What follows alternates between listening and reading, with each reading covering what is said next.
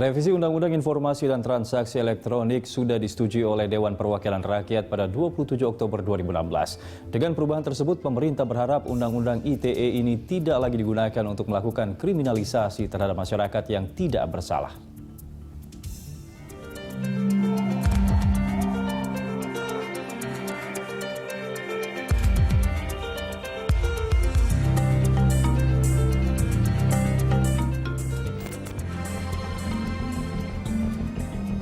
Revisi Undang-Undang Informasi dan Transaksi Elektronik atau UU ITE sudah disetujui DPR pada 27 Oktober 2016.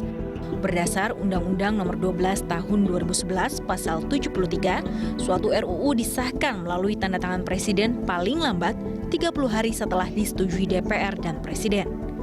Pada 28 November 2016 atau 30 hari setelah DPR menyetujui hasil RUU tersebut, maka RUU mulai berlaku sebagai undang-undang.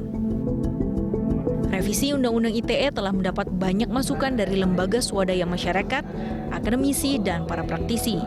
Dengan perubahan itu, pemerintah berharap Undang-Undang ITE ini tidak lagi digunakan untuk mengkriminalisasi masyarakat yang tidak bersalah.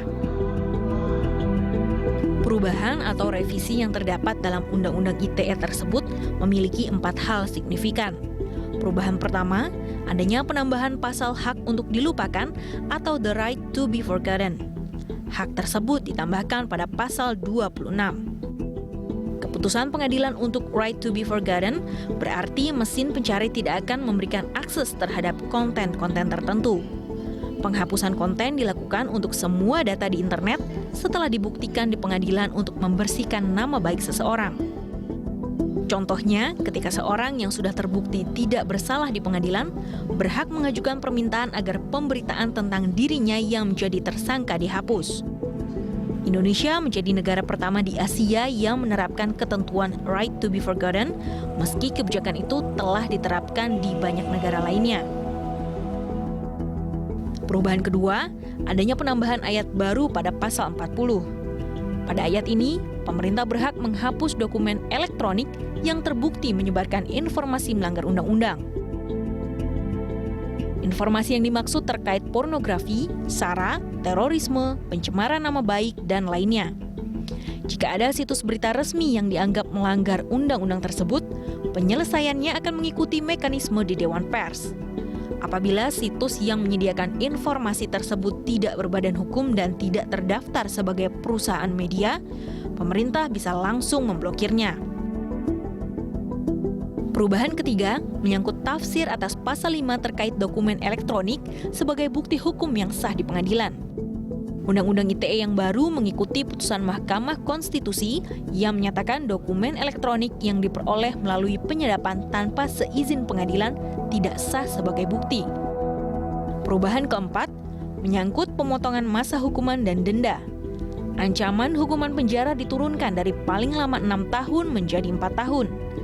Selanjutnya, tersangka pelaku pencemaran nama baik berdasarkan pasal 21 KUHP tidak akan ditahan. Alasannya, dalam KUHP disebutkan penahanan dilakukan jika ancaman penjara di atas 5 tahun. Hukuman denda berupa uang juga diturunkan, dari awalnya maksimal 1 miliar rupiah menjadi 750 juta rupiah. Selain itu, pasal 29 tentang ancaman pidana kekerasan juga diturunkan. Sebelumnya paling lama 12 tahun, diubah menjadi 4 tahun dan denda 2 miliar rupiah menjadi 750 juta rupiah. Undang-Undang ITE yang mulai diberlakukan pada 2008 telah menuai banyak kecaman karena dianggap membatasi kebebasan berekspresi. Salah satu korbannya adalah Prita Mulyasari yang mengkritik salah satu rumah sakit swasta melalui email pribadi yang kemudian tersebar di dunia maya. Prita kemudian ditahan walau Pengadilan Tangerang akhirnya membebaskannya dari pencemaran nama baik. Dengan revisi ini, maka tidak akan ada lagi penahanan terhadap tersangka pencemaran nama baik, namun tetap ada risiko pengguna internet dikenakan pasal pencemaran nama baik akibat urusan sepele. Oleh karena itu, banyak kalangan menilai pasal 27 Undang-Undang ITE tentang pencemaran nama baik sebaiknya dihapus karena membatasi kebebasan berekspresi.